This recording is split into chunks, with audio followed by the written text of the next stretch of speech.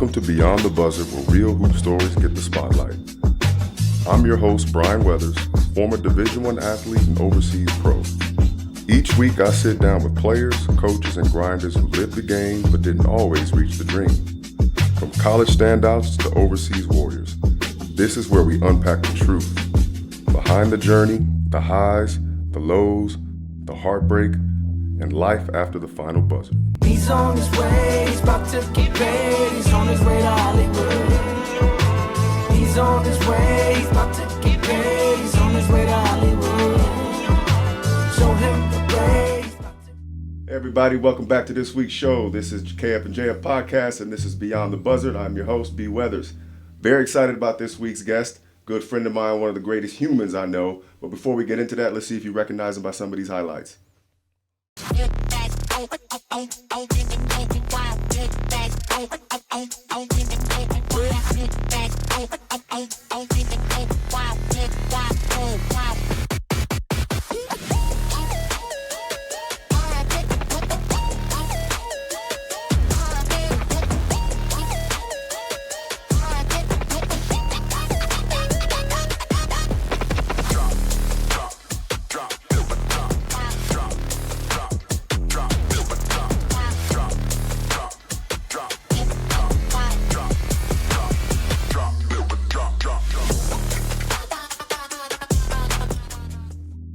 Welcome to the show, Deshaun Burns. How you doing? Local legend in the house, in the building.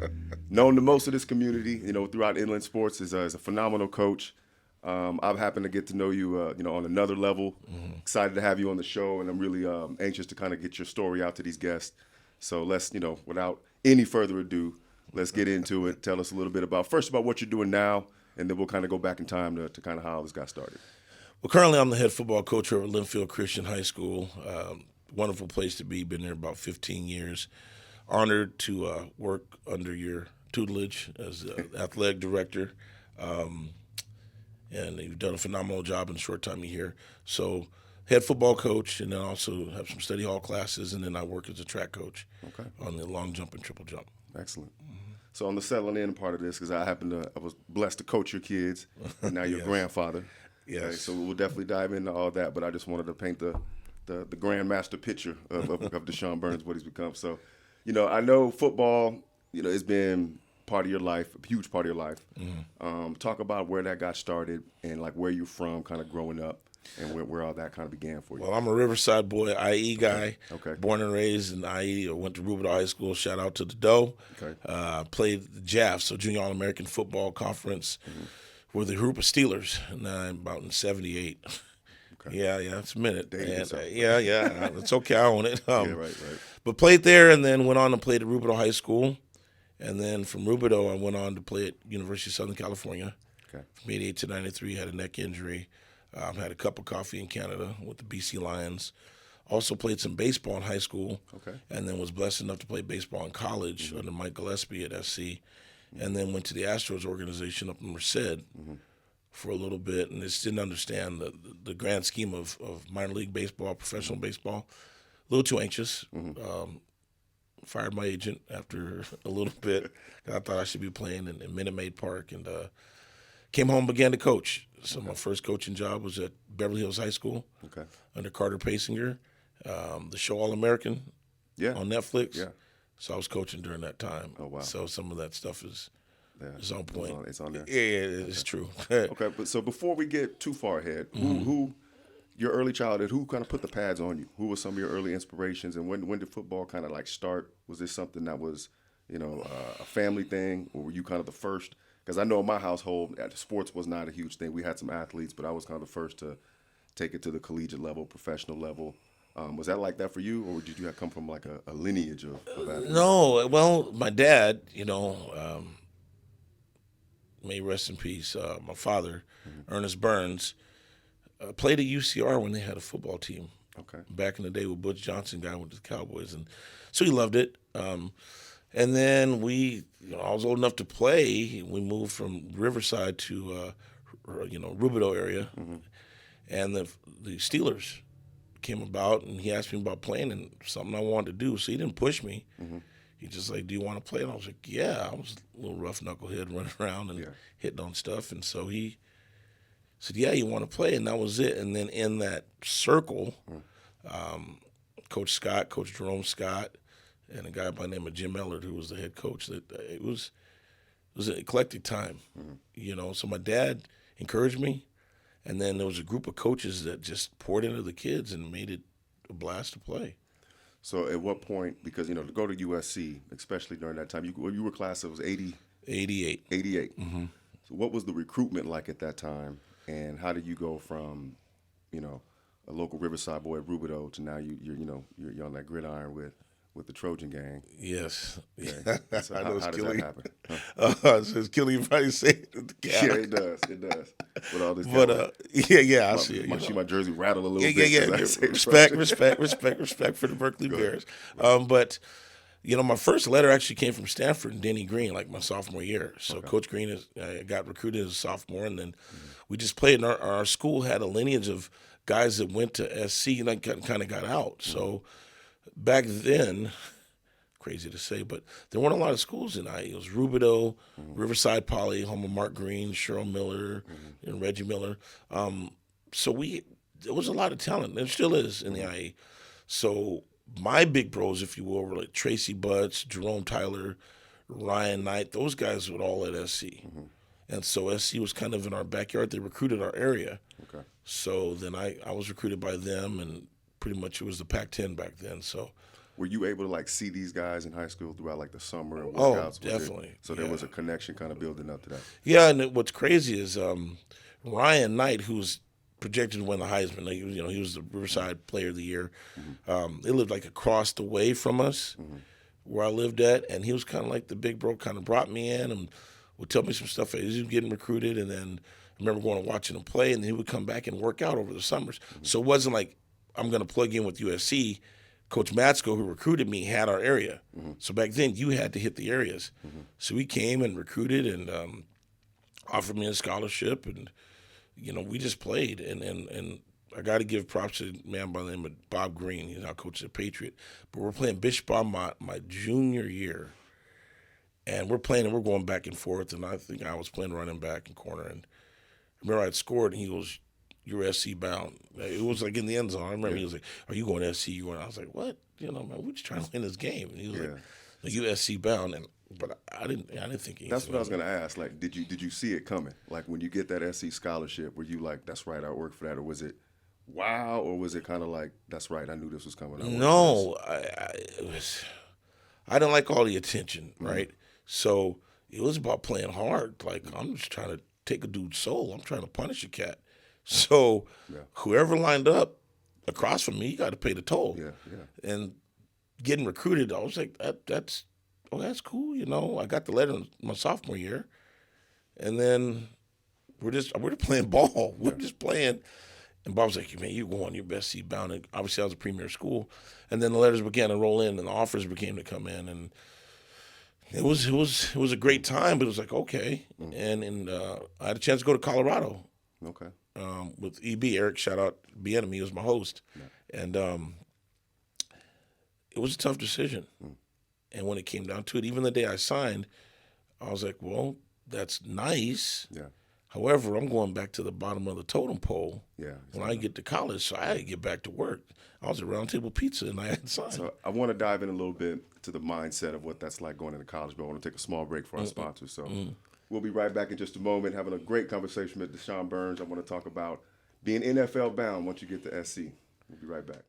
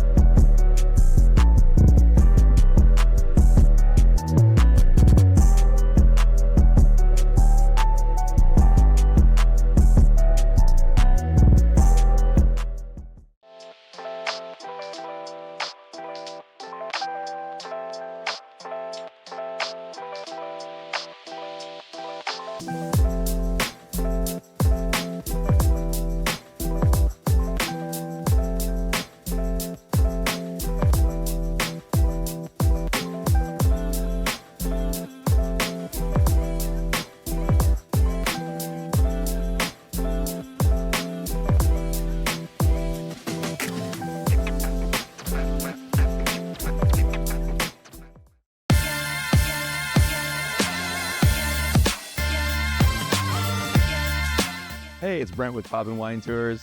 Come out and join us 7 days a week. We got the best wine tour in town. All your tastings are covered. 17, 18 tastings, all of them are free. You get a driver, you get a guide. It's the best time in town. So come on out and join us today.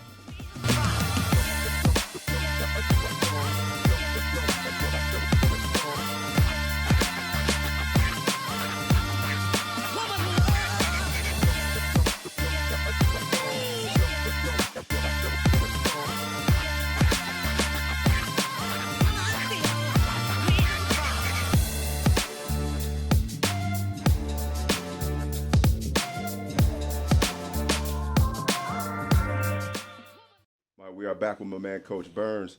So you get to USC. In your mind, I know that you're saying you weren't really expecting it, but in the back of your mind, you got to be thinking, I got a chance to play NFL football. Being that if I'm USC bound, like I'm in the mix, I got to have a shot. Was that kind of your mindset going in as a freshman? It was, once again, it was just a daily, like the standard was a standard. So at that time, Rodney Pete was on the team, so we had Sweet Pete, we had John Jackson. Junior was a year older than me. Sayal was a year older than me. My class was Marinovich, Kurt Barber, Steph Pace, now at Talkwitz. So our class, Lamont Hollenquist, we had guys, loaded, right? And so. See, that's what I mean. It's USC, right? So Yeah. I got to feel like I'm part of this, right? Well, we went in, like, once again, trying to stay alive. Like, it was I got to fight for my life. The big brothers, if you will, and the older heads, it wasn't like, hey, welcome. There was no prima donna stuff. Like, you had to earn your stripes. And so Leroy Holt, probably the hardest hitting fullback I've ever seen in my life. We're in the scrimmage, and I'm playing, and it's halfway. We're in the scrimmage, we're playing, and they're running power, and I'm a corner, and Roy's coming, and he never buttoned up his chin strap. Like, he would play the two hanging down. And so the guys in the huddle like, hey, man, Roy don't got them on. We cool. Like, we good today. Yeah. If you put one on, it's a problem. And I didn't quite – I'm a freshman. So I know I was conditioned go hard to make your name. They run power. I come out, I hit him with everything I got. Wow. And he just kind of looks at me. He's like, 826, chill out. Like I don't know if you want this. And I'm like, man, be quiet. So I go back to huddle. And Mark Carey, who ended up winning a Thorpe Award, Cleveland Coulter, who was the runner-ups, we had the two best safeties, two best DBs in the country on one team. And they're like, hey, man, like, you going to wake the bear? And I think they're messing with me. So I'm like, whatever. So I go back and hit him again. And he kind of looks at me. He puts the one on. And then, it was Armageddon that next rep. Yeah, I hit him. Pow! I buckle, get to one knee, and he, hold on. I'm not going to fall. Yeah. I hold on. Yeah. He's like, all right, 2-6. Okay, Lil Burns. And I'm kind of swole. Lil Burns. Yeah. All right, okay, we got it. I got it. Now, go on and play. And that was just the standard. So you get on. You're not trying to ride the bench. Yeah. So wherever we can get in, we're getting in. And then it didn't hit until the Rose Bowl. Like, we're playing Michigan in the Rose Bowl, and I'm on the bus. And I said, tonight at about 10 o'clock, I'll never forget, I said, this dude's going first round. That dude's going first round. This dude's going second round. I'm looking at Affolter, Pete, Harlow, John Jackson, Dan Barnes, Dan Owens, stinking Tim Ryan, Mark Carrier. I'm like, first rounder, second rounder, first rounder. I'm like, dude, these cats going to the show. Guy in front of me went fourth round to the Saints. I'm like, okay, I'm up next. yeah, that's what it is. I'm up next, So that's how we worked. Yeah. So talk me through those years. You were up next. So what was that, Had a that great- shine like, right? Yeah, it was good. I'm playing. So I truly redshirted. And so now I think that's good.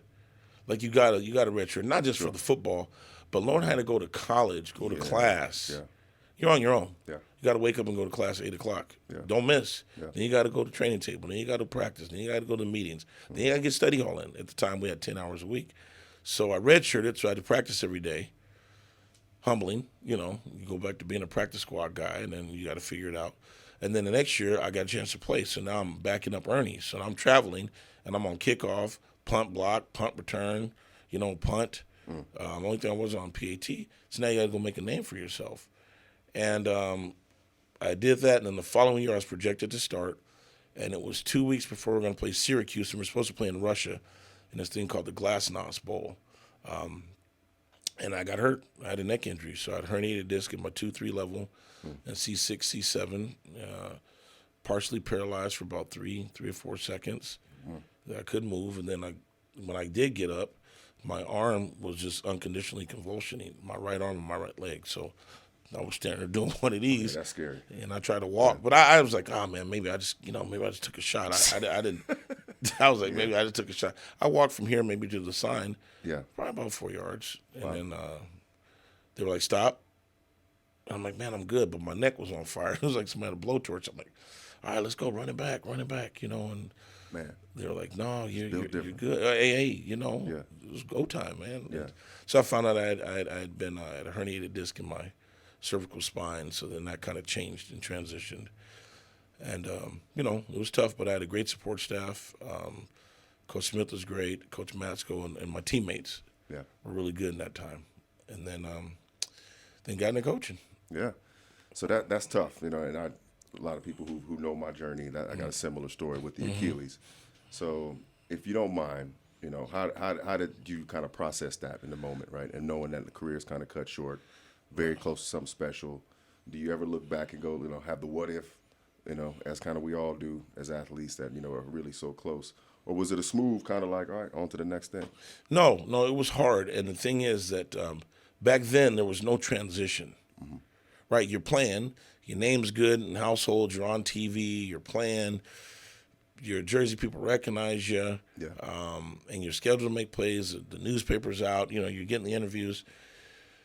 But then when that transitions, there's no class on how to become a regular, and I use this term with respect, but now you're a regular student. Sure. So, back then you'd register for class, but your classes were done in the academic building. Well, that first year after I got hurt, I remember having to go stand in line and get my biology class. Back then you had to stand in line and let the professor sign off. Yeah. And if the class is too full, then you were stuck. So I had to do that. I was like, wait, I ain't talk about this part. Nobody told me about this. Like, right? Yeah, it was tough. Yeah. And shout out to Bobby April and Kenny Zampese and Coach Bobby Cope, or Bobby April and then Coach Cope and Kenny Zampese, that said, hey, they really didn't recruit guys behind. I didn't have a lot of people behind me that we recruited. I think we recruited one, Marcel Brown, and then Mike Salmon was a receiver. They transitioned to corner safety, and the Seahorn was a couple years later, Jason Seahorn. So I became like a player coach. I wasn't a GA because I hadn't graduated. And so my options were kind of limited. Either. And this was your senior year? No, this is my red shirt sophomore year. Oh, man. So it was right after the 90 Rose Bowl. Okay. Going into the season, I'll be like a 3-year starter. Yeah. And was told that I'd have a shot. Man. And the tough part is when I first came in, we had 14 seniors. 12 went to the league, and the other 2 got opportunities. Then the next year, 9 went, and then the other 1 or 2 got opportunity. In my class, I think we're about half, and I think we came in 18 deep. Like 9 of them, 10 of them got shots. And in my house, I lived in a home. One of my partners went to the Bears, right? Yeah. Another one went to the 49ers. So I'm living in a house where we're league bound. Yeah. Or Canada, one of the 2, and then that just gets, taken from under you. Man. So I had my moments. Yeah. I was depressed, but then I just buried myself in the coaching and made a vow to do things different. So now, because that's a huge transition, I kind of made it myself, but I feel like yours came a lot quicker. I took a moment to kind of get into the training, and I got into the kind of travel ball. I kind of slowly wanted to see if I wanted to really coach. We could see if I had the patience to do it. So going from player to coach, how quickly did that switch come, and what were some of like the hurdles in doing that at such a young age, for one, and then being fresh off an injury where you had a lot of juice left? How did that go for you? Yeah, it was hard. I'm not gonna lie to you, because I'm living in a house. I got 6 roommates. Yeah. So I'm a student and was a player. Like a week ago, I'm playing, and we talking about going and getting it on with Syracuse. Yeah. A week later, I'm sitting in coaches' meetings. I'm listening to guys that I'm not in the same group at. Like they go have dinner with each other. They got wives. They got kids. Yeah. I got partners. We're hanging out. Yeah. And you're sitting in a meeting and you listen to what they evaluate some stuff. Yeah. And I remember being in a meeting going, dang, I wonder what they were saying about me last week. Yeah. Then I got to go home. Yeah. Then the fellas are like, hey, what was happening? What they saying? Yeah. I'm being told me, you better not say one word. Yeah. Oh, man. That's Then tough. when buddies, hey, well, we get ready to go everything. here. Yeah. We want to know. Or you going to tell, hey, we going over here to hang out, and you can't, you going to go, what you going to say? So, that and so I had to just bury in to listen. What I wanted to do when I made the transition was I said, I got to, you got to tell. And I had some interesting conversations with the AD at the time. I was setting up the DB room. I became like a position, player coach, and worked with the defense and did the scouting and worked with the DBs. And so it would be tough because I'm throwing the ball to you, but you're my roommate. Yeah. And I'm trying to coach you up Yeah. on something that I was just getting coached up on last week, and I'm trying to tell you about it. Yeah. So it made me have to get in my bag, right? They I'm catching the ball, staying. looking at you like, Yeah, like, man, or they throw it back to me and throw it like crooked. I got to go get it. You go pick it And then up. the coach is yelling at me like, come on, man. I'm like, Yeah. and they laughing and giggling. So, Oh, but I had an interesting conversation with the That's a tough AD, spot. and it was heartfelt. It was some words exchange, and it was pretty much, listen, like I didn't ask to come to SC. I was recruited. And so representatives of your organization sat in my house and promised my mom and dad, you treat me like one of your own. And Corby Smith was at school. So Corb was playing. And I'm like, Corb's here, I'll get treated like Corb. And shout out to Corb. Much love to Corb because he helped when he was younger. And so I said that there's no, like I didn't ask for this. You guys asked for me to come to school, and I chose. Yeah. I could have went somewhere. It's not that I'm not doing anybody a favor. Yeah. But this is not just, what are we doing? And I was 19. Yeah. So I just buried myself into learning the craft and splicing film and looking at film and breaking it down. And then I wanted to tell the truth when I had a chance to coach. Like I finished and I still worked out and stuff and went to Canada, like I said, and went to the Astros a little bit. And then when I began to coach, my first coaching job in Beverly Hills was through Coach Pace. Stephon, he just finished with the Bears. He said, hey, man, we had a chance to go to Beverly Hills. You want to go? And I was like, I don't know. He's like, yeah, come on. So we went up there and coached. And I fell in love with it because I saw me. That's what I was going to ask is, to come from that level of college and then you get into the pro, and then it's right back down to high school, kind of where it really kind of started, right? How was that that process of going from like elite athletes where the expectation is boom and everybody gets it to now, I'm sure that the parents are different at this level, Right. the kids are different at this level.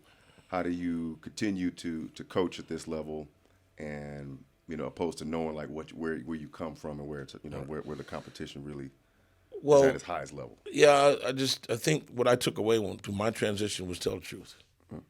So it's easy for me to get from you what I need to get from you, understand what you're walking into. Yeah. So here's the standard. This is what we're going to do. This is how we're moving. And I'm going to tell you the truth. So when it came time for me to get to college and coach or be in the league, and now you get the combine and the draft and you're talking to guys, and you got to evaluate, like, is he going to help our organization, help me keep my job, or is he going to cost me? Yeah. You need to know the truth who you're sitting in front of because we're going to war together. So I started early with this is what it's going to be like to play here for Coach Burns at Beverly Hills. Then I was blessed to do it at Bishop Armont for 6 years. And then, obviously that went on. But it was about telling the truth and getting the best from the student athlete. Like, you don't got to be Junior Seau. Yeah. But be the best Brian Wethers that you can be. Sure. So if you're not, then I'm going to talk to you about that. Like, why are you not running? Why are your grades bad? Like, why are you cutting up in the class? Like period. non-negotiables. Just accountability. Yeah, that's Which it. is much needed right now. Yes. Yeah. So you're at Lynfield Christian, right? Well, we're both are, right? Athletic director, head coach. But you've been there far longer than me. This is year 15, 16? 15 for you. So you settled in. So what has made kind of Lynfield so special? And, talk me through kind of some of your successes, highs and lows of coaching at this school for so long. Well, I think it's getting the athlete at the rawest level, like the pure. Some of them just don't know what they want to do. They've never been tapped into. Yeah. They like it. I'd like to play college ball. Well, you can if you want to. Now, where? What division? What level? That's predicated on some genetics sometimes, and then it's predicated on work ethic, 100%. right? So when you were here, and I'm going to give your role just for a little bit, my sons played for you, and I watched how you pushed them, and that's what gravitated me to stay at Lynfield. My kids' experience in middle school, the way they were coached. We're not into all the flash and hype and swag and all that stuff. Production is what gets you paid. So I'm watching you pull from my kids. I'm watching the middle school program pull from my kids and hold them to be accountable, because in my household, it's just not easy. So that made me say, okay, let's build something. And I came to Lynfield, I don't know if you're aware, I came as an assistant coach at first. I was not the head coach. So I spent 2 years as an assistant and then became the head coach. And I had to make a decision, because that meant no more college for a little while or no pros, and opportunities came. Yeah. And it was like, no, I'm going to stay. Raising kids. Watch me. And I did not want to coach Lorenzo or Simeon. Yeah. It's a hard life. Yeah. And especially them being exposed to some of the greatest in the game, and being able to be a coach's kid at Florida, or a coach's kid at the Redskins or the Commanders now. They've seen a lot. So that's pressure that's not for everybody. But when I decided I want to do it, it was the kids that weren't sure, and then they're like, hey, Coach, I think I want to play college ball. And then to watch them end up being able to sign on signing day, like, okay. Because the guys, the dudes, the hogs, they're going to go. Yeah. Right? You 6'7" and can dunk with your elbow, you probably going to go. The Spud Webb now, oh, he's dynamic. To see him go, you're like, wow. So we had some of that in every division. So that's what kept. And then the family, like the Lynfield community, good folks. Is it perfect? No, but they're good folks, and they care about the community, and I'm happy being at Lynfield. I don't desire to be at any other high school. Well, I'm obviously happy I'm working there, and I love the direction of where the school is going. So that's awesome, man. 15 years at one space speaks a lot to you, and how they're rocking with you, right, and trusting you in that community for so long, and that's a good thing. So I got one more question for you. We always like to talk about what impact you have for the youth and what message you might have for them. So anybody that's watching this show, we do get a lot of kids, a lot of families, coaches that watch. What's your message to someone trying to make it, who may fall short or may not, but just along that way? What's your message for the youth? That my dad told me this, and then I was blessed to hear it from Marvin Lewis, Tony Dungy, and Steve Spurrier. And it was, don't be a fan. Don't be a fan of somebody else. Don't be a fan of your work. And in this world, all you have is your name and your word. So protect your name, keep your word, trust the process. And it's not about chasing the glitter, right? Yeah. So be solid, be authentic, real honest and authentic. Be that. Yeah. And put all yourself into your spot. And then if you desire it, it will happen. Now, the level is dependent upon you. And like I said, the genetic piece. But these young athletes nowadays think that it's about this false persona they got to create on the Instagram or whatever. And that's not really, the decision makers they don't sign that. They don't offer that. They offer that guy that's on that parquet, the hardwood, or on that gridiron, and what he's doing. And then they talk to some people that you never think they talk to. When I was recruiting in college, I talked to the janitor a lot. I sure did. Yeah, janitor sees everything. Yeah. All he does is be outside. Yeah. He's never inside. He knows everything. Let me talk to the janitor. Yeah, that's what I found out. So smart. Just be where your feet are too. Yeah. Stop that moving around stuff. Be where your feet are. Man. Leave where you feel. Well, man, I want to thank you for being a great guest. I appreciate you coming on to the show. Oh, man, all day. Always. Appreciate it, guys. Well, thank you. You guys, thank you for tuning in. Please hit that like button, subscribe, and leave a comment. Thank you again for subscribing or watching the show. We'll see you next week on Beyond the Buzzard. Thanks, DECHON.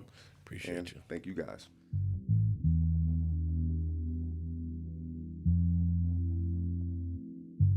He's on his way, he's about to get paid.